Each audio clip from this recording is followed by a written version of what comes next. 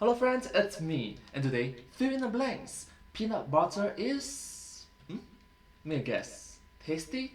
Delicious? Nice? How about dangerous? The TSA just banned peanut butter from flying on planes because they claim it's a liquid. Oh really? You're telling me that this right here is a liquid? Yeah, I'm gonna press X to doubt that one. Today I plan to not only prove them wrong on a basic scientific level, but I'm also planning to expose you to the conspiracy that's keeping this peanut buttery spread misclassified. Huh? Peanut butter is a literal deadly weapon that no one wants you to know about, and I'm not talking about allergies. Why? Hello Internet, welcome to Food Theory. Hello Internet, welcome to Food Theory. The only show that sticks to the roof of your mouth. Earlier this year, podcaster Patrick Neve made a viral tweet outlining his most recent interaction with the airport's baggage police. That's the TSA for any of my non-flying theorists. According to Mr. Neve, a jar of peanut butter that had been packed in his carry-on had been confiscated on the grounds that it was a liquid. As you might imagine, the internet had themselves some strong feelings about that. But that didn't stop the TSA from clapping back with a viral tweet of their own. On March 21st, the TSA released this tweet declaring that everyone's favorite sandwich spread was, in fact, a liquid. No ifs, ands, or butters about it. This was no longer just a single interaction that someone had going through security. This was the official stance. Really curious if they ever stopped to try and drink peanut butter through a straw. Wonder how well that went for them. Now, if you're not sure why you or anyone else should care about this, let me catch you up. Currently, the TSA limits the amount of aerosols, creams, gels, pastes, and liquids that you can shove into your carry-on to no more than 3.4 ounces or 100 milliliters a bottle. This is what's known as the 311 rule. In case you're confused, the TSA even has a cute little video explaining it. True or false? Peanut butter is not a liquid and can therefore be packed in your carry-on bag regardless of its size. The answer? False. Peanut butter is spreadable and therefore considered a liquid. Notice how they go out of their way to single out peanut butter. Specifically this jar of Jif Extra Crunchy. Nope, not allowed. It's a liquid. I mean, if the TSA had tried to tell me that peanut butter was a paste or a gel and was thus banned from going on a plane, then yeah, sure. I and the wider internet collective would have probably let that one slide. But oh no, you had to call it a liquid. According to them, a liquid is anything that, quote, has no definite shape and takes a shape dictated by its container. Oh, I can think of one. It's called air. Are you gonna say air is liquid? Seriously? That's not opening us up to the king of all gray areas that I don't know what is. Outside of the obvious next dominoes to fall, like Nutella and jelly, it also opens the door to some ridiculous extensions. Are mashed potatoes a liquid? I would say no, and yet they can be molded into the shape of the container. What if it's Taco Tuesday and I want to roll through airport security with my boys in a big old bowl of guac? Ice cream? Pudding? A nice soft cheese? What exactly does the TSA define as a gas here? Because the defining feature of a gas is its ability to expand and fill the container.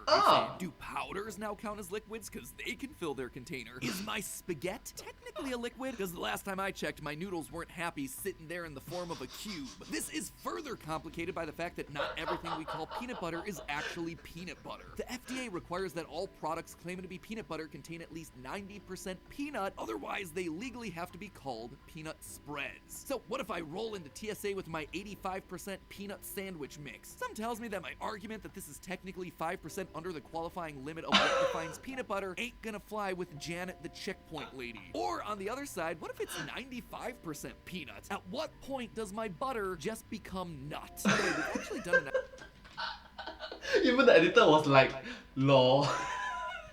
episode all about this in relation to chocolate not being chocolate. If you haven't seen that one, make sure you check it out after this video. And while you're at it, hit that subscribe button so you're always alerted whenever I find myself sorting out sticky food definitions. Anyway, I think I've made my point. Enough hypothetical questions, it's time for answers. Who here is right? The TSA or the angry mob of the internet? This channel knows science, this channel knows food, and this channel knows the mundane everyday questions that people need definitive answers to. So today, we're gonna get real familiar with peanut butter. Have your digital pitchforks ready because we're looking into whether or not peanut butter is a liquid. And let's just say you're not gonna like the answers that we find. The first thing we need to do is define what exactly is a liquid. Hope you have those science textbooks ready, friendos, because it's time for a quick refresher on the states of matter.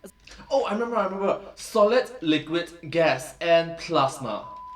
The 4 general types of states of matter. The 4 general. As most of you probably remember, there are 4 naturally occurring states of matter in our universe: solids, liquids, gases, and plasmas. It's unlikely that you're going to be rolling up plasma to pack alongside your underwear in your suitcase, so let's just get that one out of the way. Because it is lightnings, stars. The sun is made of plasma, if I'm not wrong, right? Yeah, I think so. Plasma isn't very common here on Earth, but it's essentially highly charged particles that have even higher amounts of kinetic energy. Plasma makes up things that typically don't make it onto your vacation packing list. Stuff like stars, lightning bolts, neon signs. Stuff that you're probably choosing to leave at home because the added weight of it could just be used to pack an extra pair of shoes. Going from one end of the spectrum to the other, the particles of a solid are packed closely together, usually in regular patterns, and they're unable to slide past each other. Solids have a defined shape so they don't conform to that of their container the way that gases and, to a lesser extent, liquids do. Meanwhile, the particles in a gas lack any arrangement. They're so loosely packed, which allows them to not only flow freely, but to fill their container and be easily compressed. In between solids and gases are liquids, with particles that are more loosely packed than solids, but also more tightly packed than gases. Their particles are able to flow around each other as they lack any rigid arrangement, similar to a gas. But unlike a gas, they can only partially take the shape of their container since the particles don't float about freely. You hear that one, TSA? Only partially take the shape of their container. Partially. Seriously, if you don't fix your definition soon, you'll be able to confiscate the air out of my lungs. So what happens when a substance finds itself in the uncanny valley between two states? Like how peanut butter can be considered a liquid by some and a solid by others. Well, that's where semi-solids or quasi-solids come in. You see, Isn't that the non-Newtonian solids come into play? a semi-solid's a substance with qualities that are both solid and liquid. They're technically solid, but they can conform to a shape when pressure's applied to them. You're probably most used to semi-solids in the form of medical applications, stuff like creams, gels, and ointments. And again, if the TSA had tried to tell me that peanut butter was banned for being a gel or a cream, I probably would have let that one slide. But they said liquid, so here we are. You only have yourselves to blame. So we know that the TSA views gels, creams, aerosols, pastes, and liquids separately. If they didn't, they would just label them all liquids. What we don't know, though, is how they're determining what is what. To answer that, we gotta get technical. Lucky for us, Technical is my middle name. Matthew Technical Patrick. It was actually passed down to me by my father. According to the American Society for Testing and Materials, the organization responsible for setting standards like this worldwide, a liquid is a substance, or mixture of substances, capable of a visually detectable flow when held at temperatures of 38 degrees Celsius or 100 degrees Fahrenheit. They even have themselves a step-by-step guide on how to perform the experiment when you aren't sure what you're looking at. According to them, this experiment is almost identical to the one that was conducted by the U.S. Department of Transportation when the TSA was first created. So, like any good theorist, I decided to test this one myself. I assembled an array of different peanut butters, a peanut butter Avengers, if you will. Some were creamy, some were chunky, some were international. So with my peanut butters assembled, to do this, I collected samples from each jar and one by one heated them up to 100 degrees Fahrenheit or 38 degrees.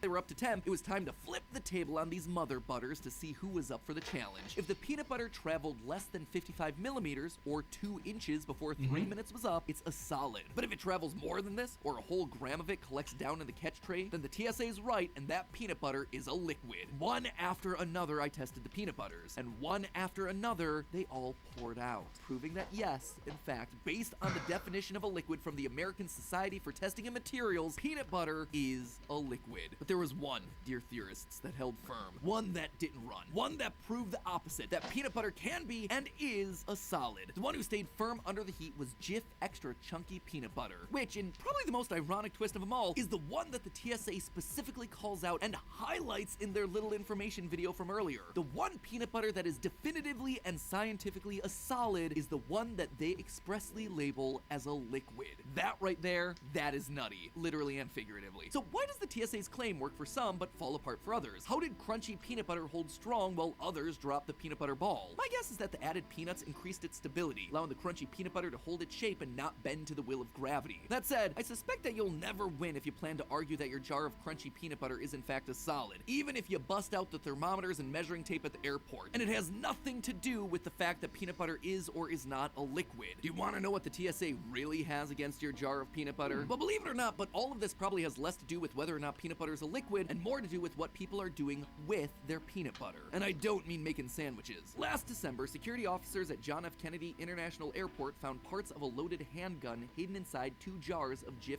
creamy peanut butter, all packed inside of someone's checked bag. Now, normally you can have guns packed inside your checked bags, but not when they're loaded, and definitely not when they're concealed inside of peanut butter jars. This discovery made the TSA's top 10 fines for 2022, which, in case you're wondering, is in fact a real list. A list that also included a gun hidden inside of a raw chicken. The TSA labeled that one the Glockadoodle Don't. Just chef's kiss, A+ comedy. The TSA, for as much as I'm giving them a hard time in this episode, actually has a fantastic sense of humor. I highly recommend their Instagram page. No joke, or actually a lot of jokes. It's very funny. And surprisingly, semi-automatic sandwich toppings might be the least of the TSA's worries. Did you know that peanut butter can explode? Kind of. Ask a TSA agent why you're not allowed to bring peanut butter on a plane, and you'll likely be reminded that the oil found in peanuts contains the chemical glycerin, a compound that's molecularly similar to the explosive nitroglycerin. The key difference is that the molecular arrangement of one leaves it delicious and the other deadly. Glycerin can, in fact, be used to make nitroglycerin, but let's be honest, no one's going to the airport bathroom to pull off that Walter White maneuver while waiting for their flight. They did, however, do that in World War II. You see, during the war, 68% of oil imports was cut off. This became a big problem for the war effort as these foreign oils were used to make glycerin, which was then turned into nitroglycerin and used to make explosives. Unfortunately, the glycerin content of oils found on the home front weren't as earth-shattering as those from afar, about 10% to their 14%. So in order to meet the demand, a program was launched to increase the production of oils, one of which being peanut across the United States. A total of 5 million acres were dedicated to the production of peanuts alone. And if that feels like overkill, just take a look at this World War II era poster stating in big bold letters, "Peanut oil will make dynamite." That doesn't explain why TSA agents start sweating when they see your jar of peanutty spread. I don't know what will. So there you have it, my friends. Some peanut butters are liquid, some of them are solid, some peanut butters aren't even peanut butters at all, and all of them are banned for reasons that have nothing to do with the state of matter it really is. And TSA, I know that I gave you a hard time throughout this episode. Let me just say, as a notoriously nervous flyer, thanks for keeping us safe, even if it means having to sacrifice a few PB&Js on the way. But hey, that's just a theory. A food theory. Bon appetit. You know what is dynamite though? Our sponsor for today's video, Fetch, the ridiculously easy to use free app where you can earn free rewards on literally anything you buy. So if you had your entire stash of peanut butter confiscated by the TSA because, I don't know, you were traveling with a full carry-on of the stuff, you can go out, restock at the supermarket, snap a picture of the receipt, and start earning points that you can then redeem for hundreds of rewards, including gift cards to all your favorite retail stores. The whole process is super fast. You can snap receipts, redeem points, and spend the rewards all from the app on your phone in seconds. Doesn't even have to be a physical receipt. If you're a chronic online shopper like I am, seriously, it sometimes is a problem, you can use their e-receipt function. The app will automatically use the email and find rewards for you. So the next time you're gearing up for a trip and need things that will be able to get through TSA, use the points you get and turn them into rewards like gift cards for Whole Foods, Walmart, even Instacart, if you'd prefer your 3.4 ounces of creamy peanut butter delivered straight to you. And don't hesitate to snap any receipt you get. The points come from anywhere. Retail stores, restaurants, Amazon purchases, you name it, it is viable. All you have to do is click the link down in the description below and use the code FOODTHEORY, FOODTHEORY, or, just scan the QR code that you see on screen right now, and you can get 100 points when you snap your first receipt so you can start saving instantly. Thank you again to Fetch for being the sponsor of today's video, and as always, thank you for watching today's video. I will see you next week.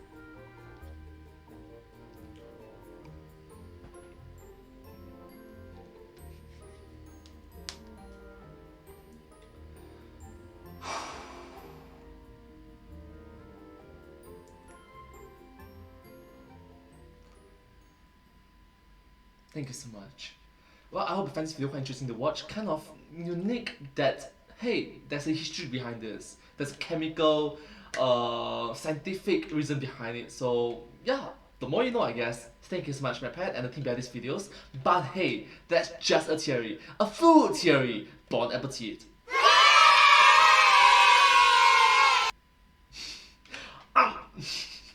And hope to see you all in my next video. Once again, thank you so much for watching this video. Please remember to like, share, subscribe, and comment, follow, click the notification bell. Thank you so much. Bye bye. Thank you. And subscribe. Thank you so much. Thank you.